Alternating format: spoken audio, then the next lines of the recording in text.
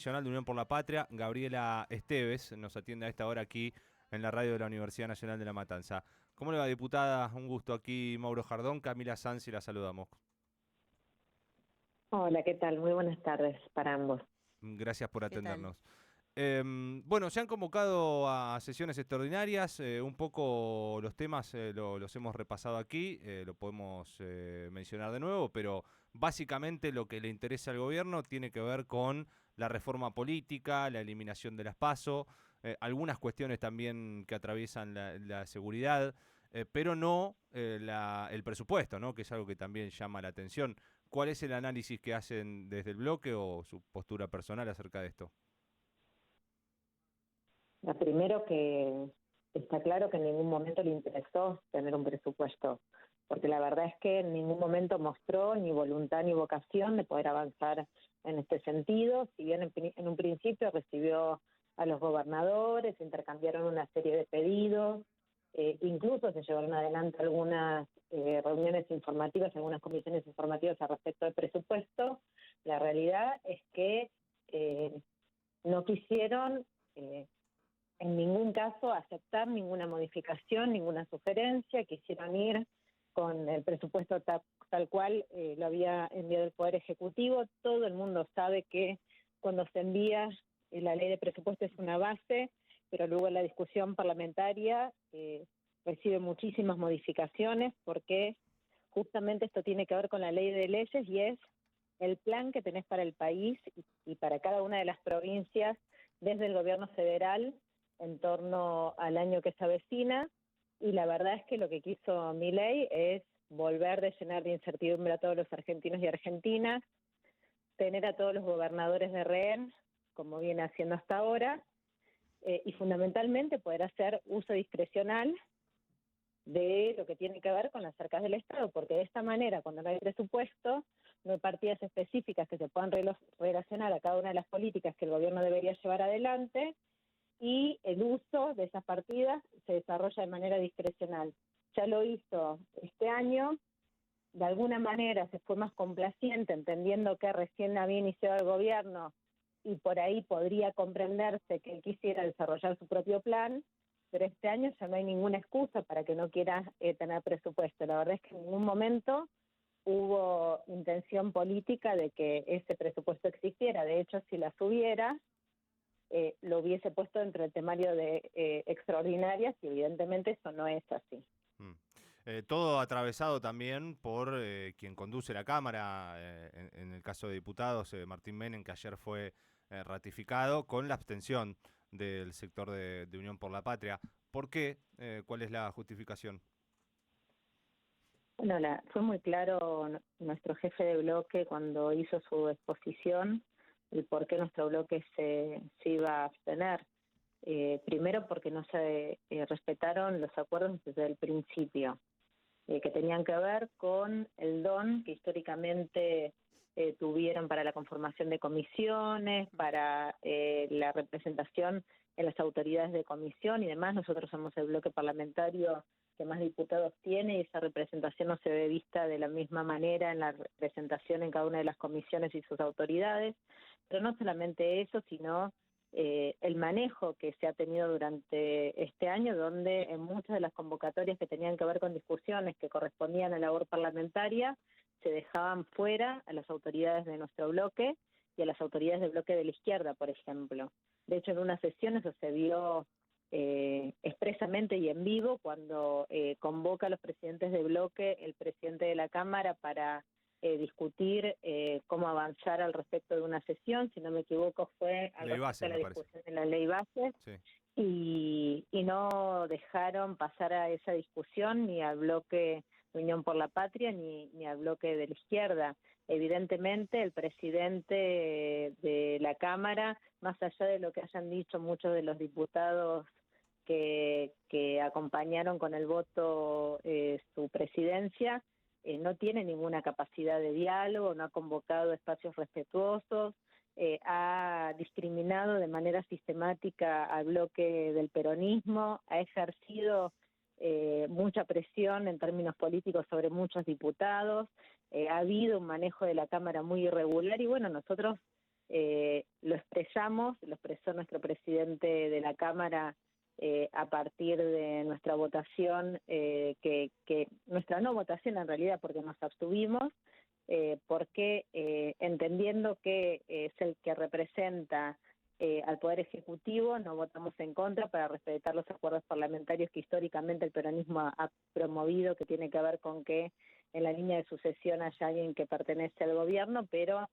no podíamos de ninguna manera ratificarlo porque no estamos de acuerdo en la manera que ha llevado adelante la conducción incluso en los giros que corresponden a la discusión de las leyes.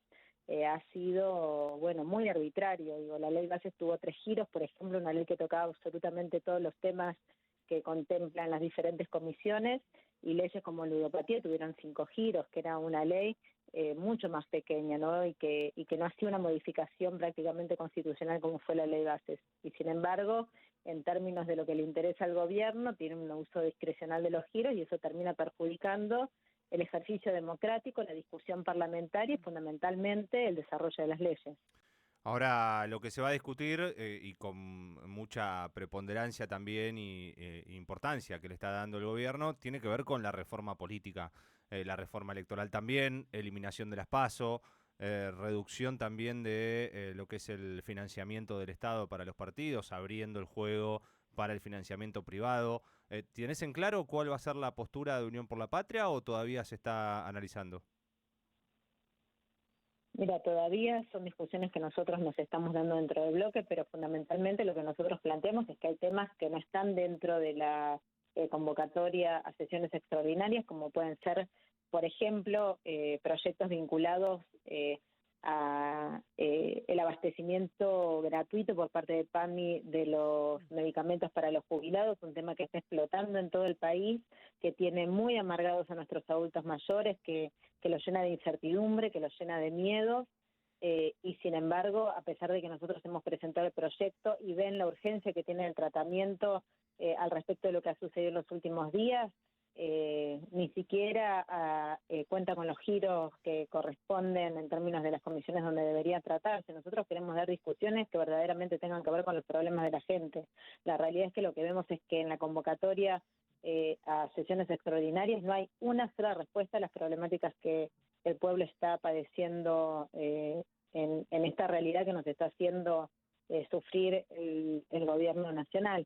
No vemos que haya ninguna voluntad de resolver los problemas. Digo, al contrario, cada vez los agudiza más. Esta medida que ha tomado en torno a nuestros adultos mayores en estos últimos días es de una crueldad y de un nivel de hostigamiento hacia nuestros adultos mayores inédito en la historia de nuestro país, porque sistemáticamente ha cargado cada una de las decisiones políticas que son dolorosas, que lastiman la integridad de las personas hacia nuestros adultos mayores. Se ha cargado más del 30% del ajuste del sector de nuestros jubilados, ahora les quitan los medicamentos, le han sacado los subsidios para las tarifas, para lo que tiene que ver con el transporte público. No sé cómo piensa que nuestros jubilados pueden vivir. 400.000, menos de 400.000 pesos es la jubilación que reconocen para quienes pueden llegar a tener los medicamentos gratuitos y cumple con otro montón de requisitos. Eso está por debajo de la línea de la indigencia. Tiene que ser menos que indigente un jubilado para poder recibir los medicamentos gratuitos que estaban totalmente instituidos y financiados por el PAMI, porque se financiaban a través de el impuesto país. El impuesto país que decidió sacar y que de esa manera decidió financiar el PAMI y el ANSES para financiar las compras en el exterior, los viajes al exterior. Digo, me parece que las prioridades que tiene el gobierno están dadas vueltas. Evidentemente quiere seguir profundizando el traslado de los recursos de los sectores que más necesitan el respaldo y el apoyo del Estado hacia los sectores medios y altos, en lugar de acompañar a quienes más necesitan que el Estado esté presente bajo sus políticas activas y sobre todo entendiendo que son quienes más necesitan del acompañamiento a partir de subsidios, a partir del abastecimiento de medicamentos. ¿Ustedes tenían algún proyecto en base a esta situación para debatir en estos próximos días? Sí, claro, lo presentó la diputada Luana Volnovich, que es diputada de Provincia de Buenos Aires y que fue directora ejecutiva del ANSES. Uh-huh. Presentó el proyecto a principios de esta semana, y además planteamos la necesidad de discutirlo en sesiones extraordinarias. El otro día hicimos una comisión de acción social para plantear lo que estaba sucediendo en PAMI con el recorte de los medicamentos gratuitos, con toda esta burocracia que las han impuesto para tener que demostrar que son menos que indigentes para poder recibir el acompañamiento, que ya no se trata de un derecho, sino que se trata de un subsidio a la pobreza, que la verdad que es seguir vulnerando más a quienes viene golpeando de manera sistemática el gobierno. Además, llenarlos de una burocracia que complejiza muchísimo la tramitación, que entendiendo además el achicamiento que ha tenido el PAMI se complica mucho más, están absolutamente desbordados por la cantidad de turnos que están pidiendo para poder hacer este trámite, y la verdad que lo vivimos en Córdoba, vimos que los jubilados salían llorando de la UGL de Córdoba, y no solamente eso, sino que un jubilado se tiró combustible y se quiso prender fuego en la UGL. Y ellos están planteando discutir reforma política. Digo, ¿dónde están las prioridades del gobierno? Volviendo un poco a eso, digo, solamente para conocer tu opinión, porque es algo que también está proponiendo el gobierno y que se va a debatir, pero ¿vos estarías de acuerdo con la eliminación de las PASO o te parece que deben seguir? No, yo creo que la PAS es un muy buen instrumento para poder definir en internas abiertas quiénes serán los candidatos que promuevan las listas, ya sea a nivel parlamentario como a nivel ejecutivo. Luego hay que discutir otras variables que seguramente tenemos en este momento, que están vinculadas a la situación de crisis en la que de manera deliberada nos ha llevado este gobierno. Pero yo estoy muy de acuerdo con el instrumento de las PASO. Lo que pasa es que comprendo las circunstancias, no las eliminaría. Una cosa es suspenderlas, que tampoco está en la posición del bloque, pero ponele que la postura sea suspenderlas, pero otra cosa es eliminarlas. Hay una ley que se ha discutido en el Congreso que tiene que ver con abrir la participación también a los partidos minoritarios para que puedan disputar en internas abiertas quiénes son sus posibles candidatos, y para que además puedan tener el financiamiento que necesitan para poder ir a una elección, que con la reforma que quiere llevar adelante el gobierno, toda esa representación va a dejar de estar presente. Entonces yo creo que no es algo que se pueda debatir en sesiones extraordinarias con una o dos comisiones, sino que es una discusión muy profunda que tiene que ver con los procedimientos de profundización de nuestra democracia también. Lo último, Gabriel, agradeciéndote por tu tiempo. Hay, bueno, varias otras cuestiones que se van a estar tratando, del juicio en ausencia, la ley antimafia, que van a estar dentro del temario. Pero hay otra cosa que también tiene que ver con la política y que va a ser muy sensible, me parece, sobre todo por los ánimos de la opinión pública y un poco parecido a lo que fue Ficha Limpia, que es la reforma de los fueros. Todo atravesado también y de paso... Eso no se puede hacer porque los fueros están presentes en la Constitución Nacional, que plantea una reforma constitucional en el caso de que quiera hacerlo. Claro, lo que pasa es que ahí vas a tener, por un lado, tenemos la situación de Edgardo Cuéllar, senador del peronismo, cercano al gobierno, además de todo lo que pasó. Digo, por cómo se ve en la opinión pública. Bueno, pero él fue enganchado en situación de flagrancia, con lo cual los fueros automáticamente dejan de protegerlo. Claro.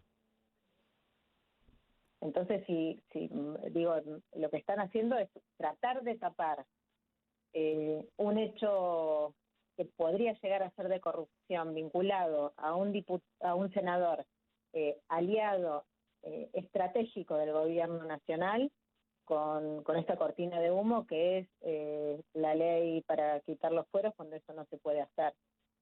Es absolutamente anticonstitucional. Entonces, ¿por qué no se hacen cargo de la situación que tienen, de que hay un senador que está sospechado de corrupción, que fue agarrado en la Tríplice Frontera contrabandeando y con $200.000 en la guantera del auto, y que además es el presidente de la Comisión de Asuntos Constitucionales, la comisión más importante del Senado, nombrado por la presidenta de la Cámara de Senadores, que es nada más ni nada menos que la vicepresidenta de la Nación, y que además Santiago Caputo quiso ponerlo como presidente de la Bicameral de Inteligencia? ¿Por qué no se hacen cargo de eso en lugar de estar planteando cortinas de humo como hacen permanentemente? ¿O por qué no se hacen cargo también de las medidas que toman como esta medida terriblemente cruel de quitarle los medicamentos a los jubilados, intentando tapar todo esto con leyes que no pueden ser porque significan una reforma constitucional. Que se hagan cargo de lo que hacen, que se haga cargo de que compran votos, que se hagan cargo de que están haciendo las cosas mal y que dejen de poner cortinas de humo confundiendo a la gente con estupideces que no resuelven absolutamente nada. Porque yo quisiera saber qué resuelve eso.